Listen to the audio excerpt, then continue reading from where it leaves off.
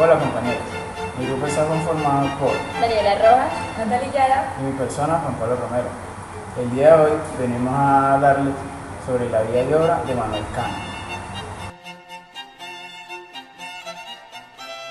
nació en Königsberg en 1724 y murió en esa misma ciudad en 1804. No fue precisamente un hombre de acción como fueron los otros frustrados. Pasó toda su vida en su ciudad natal, primero como estudiante y luego como profesor de la universidad. Sin embargo, nada de lo que pasaba le fue ajeno. Estuvo enterado de todos los acontecimientos sociales y políticos que tuvieron lugar en Francia y apoyó de modo entusiasta la Revolución Francesa. Su pasión fue la filosofía, hombre metódico, ya que fue conocido por sus paseos a la misma hora todos los días. Se dedicó por entero a la investigación y docencia. No se casó y al final de sus días tuvo una enfermedad cerebral que le amargó los 2 últimos años de su vida. Kant fue el fundador del criticismo, corriente filosófica que busca liberarse de dogmas que impidan desarrollar su pensamiento propio. A raíz de esto nacen sus 3 principales obras: Crítica de la razón pura, Crítica de la razón práctica y Crítica del juicio.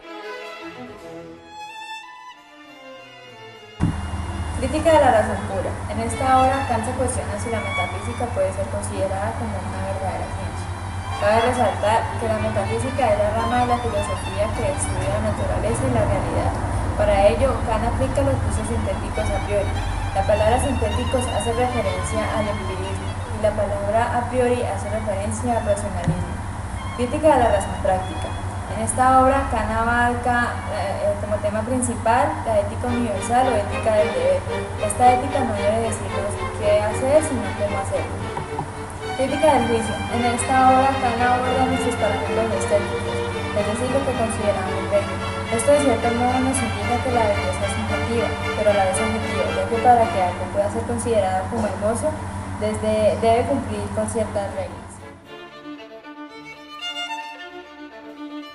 El pensamiento kantiano. Kant afirma que su teoría del conocimiento es una revolución copernicana. Con ello quiere decir que su hipótesis es tan evolucionaria para la filosofía como la de Copérnico con su teoría heliocéntrica para la física. Kant, en su pensamiento, mezcla las 2 corrientes filosóficas más importantes de la filosofía moderna, que son el racionalismo y el empirismo, que al afirmar que el conocimiento se adquiere a través de los sentidos, pero se procesa mediante la razón. Esto indica que hay 2 modos de sensibilidad: sensibilidad externa y sensibilidad interna. Es decir, que la sensibilidad externa es la que se adquiere a través de los sentidos y la sensibilidad interna es la que se adquiere a través de la deducción y la razón. Kant comprendió que la filosofía se fundamentaba en responder 3 preguntas claves, que son: ¿qué debo conocer?, ¿qué debo hacer? Y ¿qué debo esperar?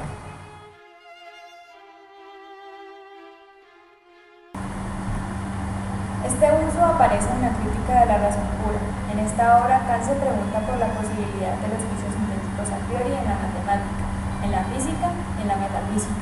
En la Crítica de la razón pura, la razón reflexiona sobre sí misma, no se parte del objeto, sino de las reglas razonables del conocimiento.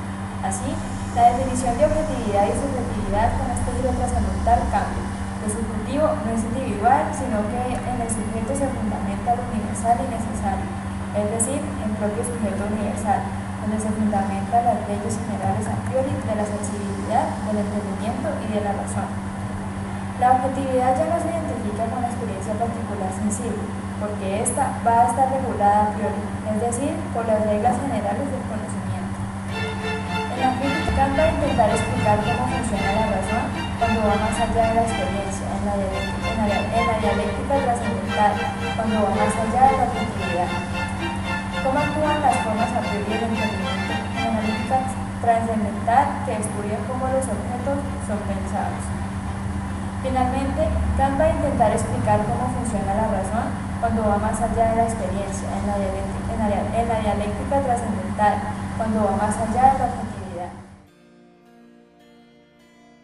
Según Kant, la experiencia sensible es posible y válida gracias a la priori de la sensibilidad. Kant va a llamar a esto, a priori de la sensibilidad, las intuiciones o formas puras, que son el espacio y el tiempo. Su función es actuar regulando a los materiales de la experiencia, para que puedan llegar a ser captados, es decir, Las intuiciones puras otorgan a los materiales de la experiencia sensible la posibilidad de ser verdaderos objetos de la experiencia o fenómenos. De esta manera, Kant soluciona el espacio-escepticismo de Hume. La experiencia de los sentidos no originan más meras creencias, sino que tienen valor universal y necesario en cuanto que son reguladas por las formas a priori de la sensibilidad. A la unidad de los materiales de la experiencia presupulados por las intuiciones puras es lo que Kant denomina fenómenos. El fenómeno sensible es la suma de dos elementos, los materiales de la sensibilidad más la suma intuición, sensible o fenómeno. El concepto opuesto del fenómeno es el noumeno, o cosa en sí. En ese concepto, Kant alude a los límites de los conocimientos humanos. En conclusión, las definiciones de Kant establecen el fenómeno y noumeno son las siguientes. Fenómeno es lo que manifiesta según Kant.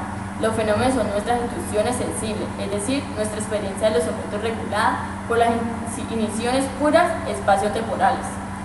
Noumeno es la realidad en sí misma, independiente del conocimiento humano.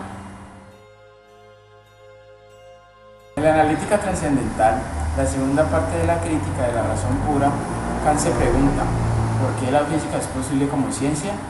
Para ello, Kant debe explicar cómo actúa el entendimiento cuando hace juicios que describen la realidad física.